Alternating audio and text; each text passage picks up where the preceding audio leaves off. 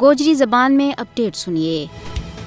بھارت کے زیر تسلط جموں کشمیر میں غاصب فوج نے لوکاں نہ ڈران اور دھمکان واسطے جعلی جھڑپاں، چھاپاں، محاصرہ اور قتل و غارت گری کو سلسلوں بدا دیتو ہے۔ بے گناہ لوکاں نہ کڑاکا کی سردی میں گھروں باہر کڑ کے شناختی پریڈ کے بہانے تشدد کو نشانوں بنائے جا رہے ہیں۔ عزت مآب مایا بیڑا کی ہرجے عزت روزمرہ کو معمول بن گیا ہے۔ غاصب فوج ان محاصرہ کے دوران انسانی حقوق کی سنگین خلاف ورزی کر رہی ہے۔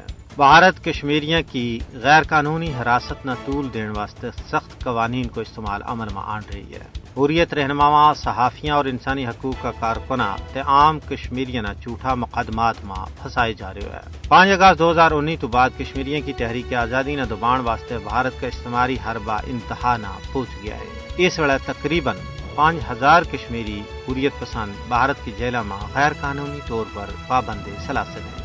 مودی اور اس کا ہواری تنازع کشمیر کا حل کا سارا پرامن ذرائع نہ تباہ کرن پر تلیا ہوا ہے۔ اس ظلم و ستم کو مقصد کشمیریاں نہ ڈرا دھمکا کے اپنا غلام بنانا ہے تاکہ وہ بھارتی غلامی کے خلاف صدائے حق بلند نہ کر سکے۔ یا سراسر کشمیریوں کی آزادی کی آواز نہ چپ کران واسطے غاصب بھارتی حکومت کی انتقامی پالیسی ہے۔ مودی حکومت کا یہ ظالمانہ اقدامات کشمیر میں پہلا تو خراب صورتحال نہ مزید خراب کر رہا ہے۔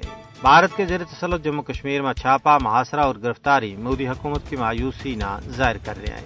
دوسرے پاسے کشمیر کا غیور آزادی پسند عوام تمام تر مشکلات کے باوجود آزادی کی جدوجہد نہ آگے بڑھانے واسطے پرعزم ہے۔ انہوں نے یہ تہیہ کی ہے کہ بے شک کتنی مزید قربانی کیوں نہ دینی پے، ہم اپنی اس مقدس جدوجہد نہ منطقی انجام توڑی پہنچاواں گا۔ تجزیہ نگاراں کو کہنا ہے کہ بھارتی غاصب حکومت کشمیر میں ظلم و جبر اور قید و بند کے ذریعے کسی بھی صورت میں کامیاب نہیں ہو سکتا ہے، کیونکہ تاریخ گواہ ہے کہ ظلم و ستم کے ذریعے آج تک دنیا میں قائد تحریک بھی دبائی نہیں جا سکی۔